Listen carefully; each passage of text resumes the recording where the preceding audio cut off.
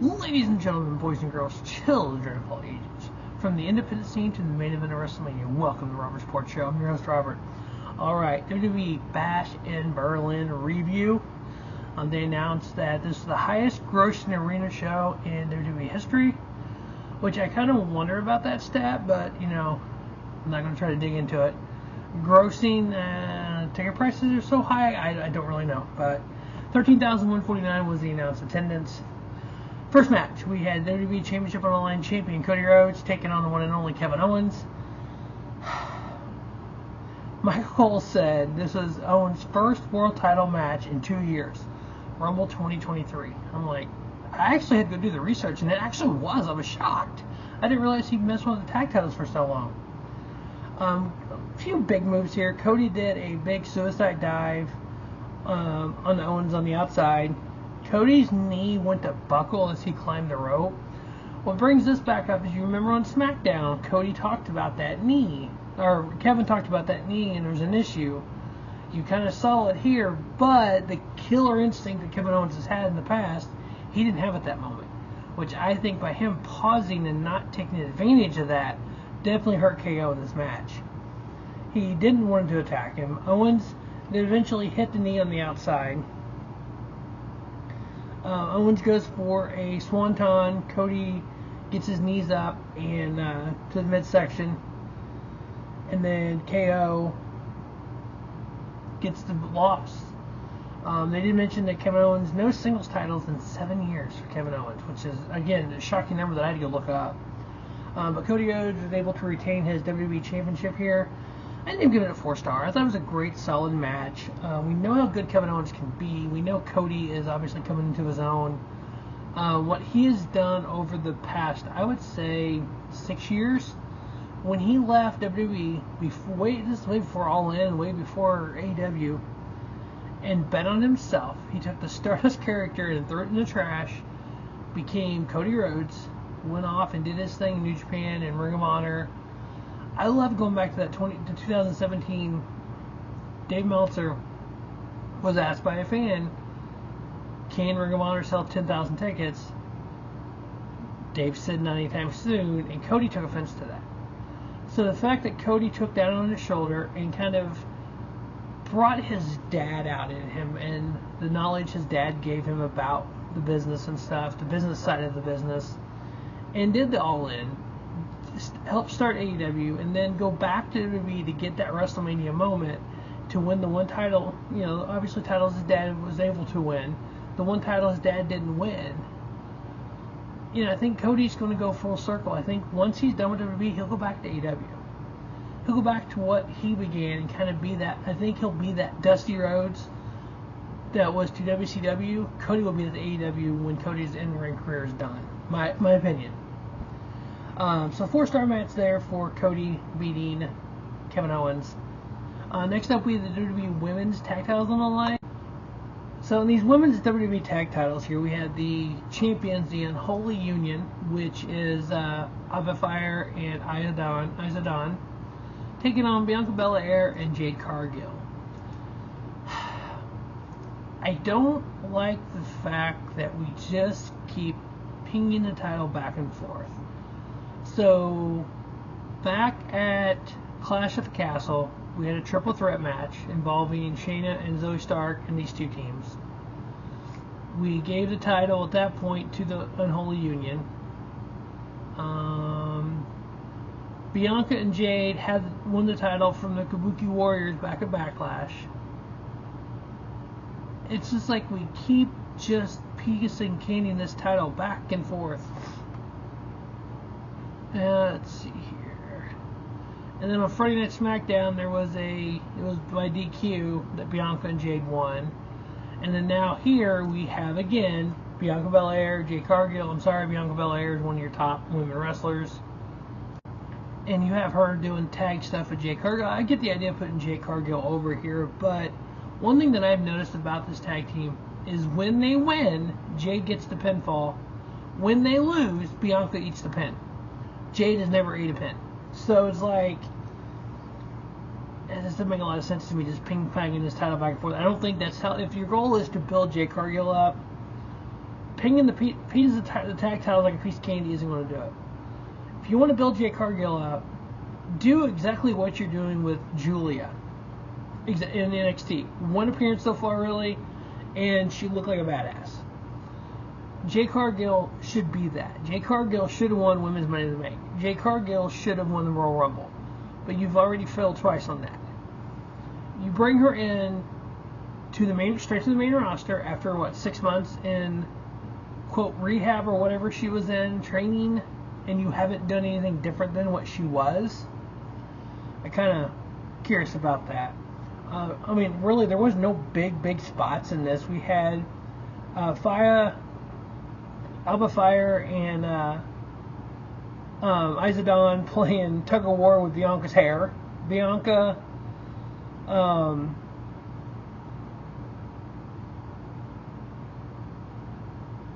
was on the table on the outside.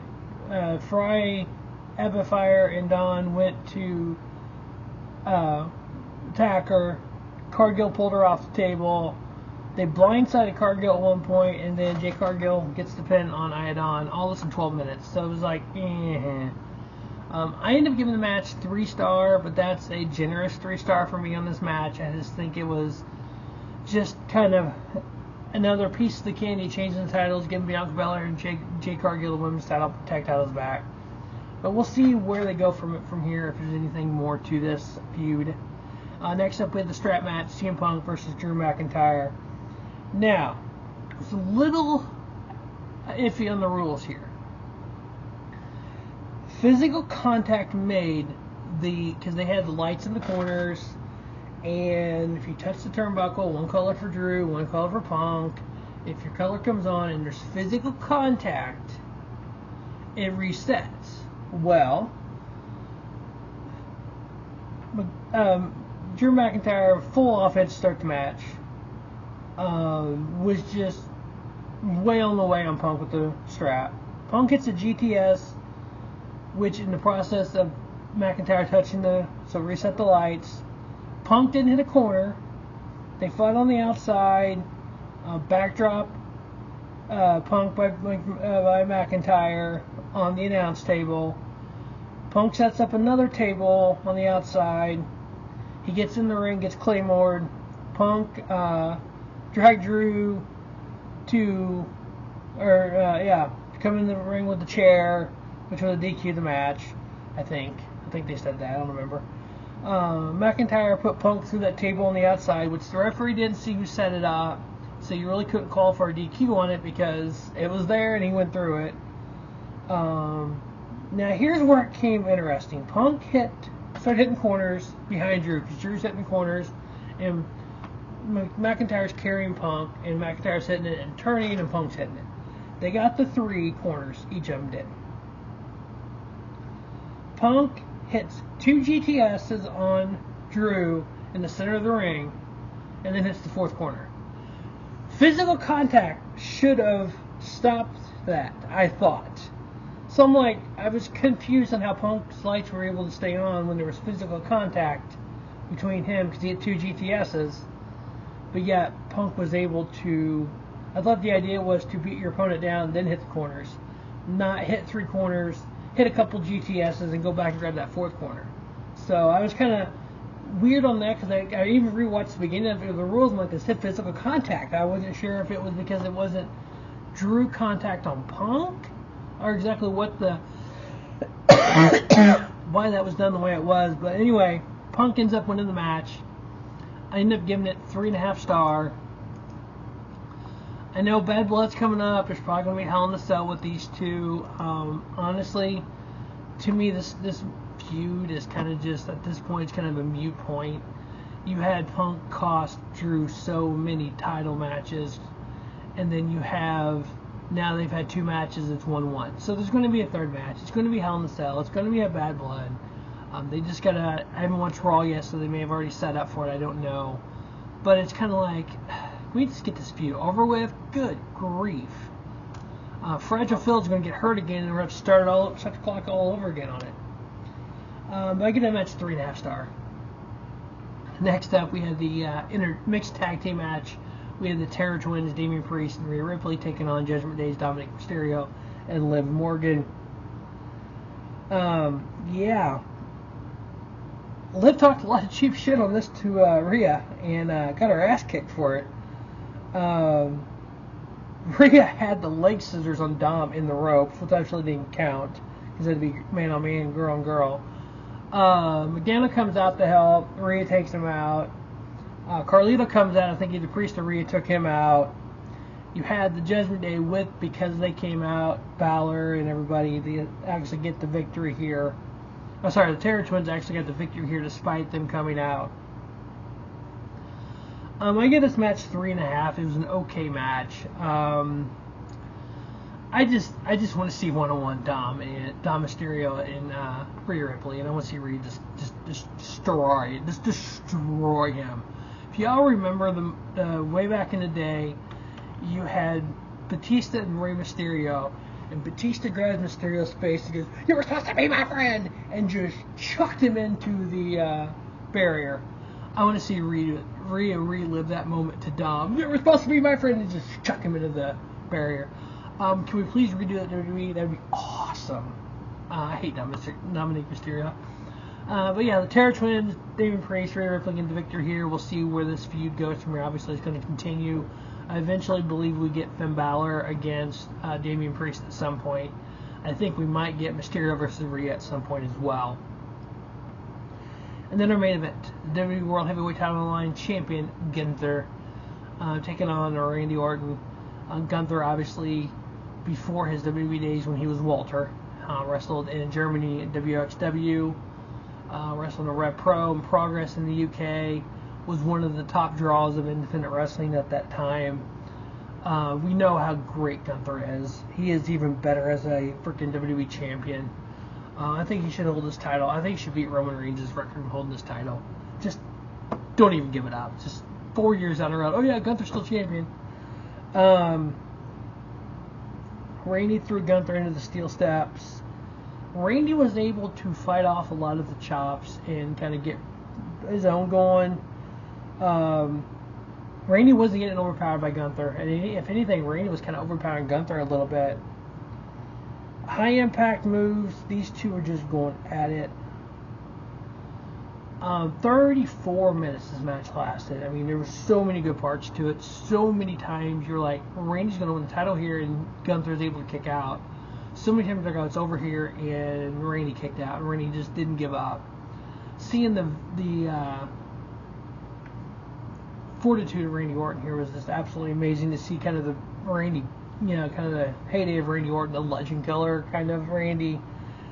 Gunther put him in a sleeper hold, and Orton went night and just referee's decision into this match. Gunther getting the victory. I ended up giving it 4.25. I thought it was a great hard-hitting match. I think both these guys are uber talented, obviously. Two of the top on the WWE roster. But yeah, I give it 4.5 star with Gunther getting the victory there. So, top to bottom, great card. Again, one of these 5-match WWE premium live events, kind of like a lot of people back in the day with the NXT TakeOver kind of style. Obviously, Triple H did that because of what NXT was, and he's kind of redoing it with the main roster. I like premium live events don't last forever like this because we already got Peacock. We're already basically paying for these shows ahead of time, so we're not. It's $10 a month, so we're not really needing our money's worth, if that's the right term there. Unlike with other companies like a TNA, when they have their major pay-per-views, you're spending $50 on them unless you get the MVP subscription through TNA Plus. But still, you're spending $50. You're going to want your money's worth. Same way with AEW, you're going to want your money's worth. For a premium live event on Peacock, you're getting your money's worth with a show like this. But WWE Bash in Berlin, overall great show. Enjoyed it. Stay tuned to Robert Sports Show for the NXT No Mercy review. As always, thanks for watching Robert Sports Show. Robert Sports Show, from the independent scene to the main event of WrestleMania. Don't just have a great night. Have a spiffy night. Robert Sports Show, your YouTube leader in sports channel content.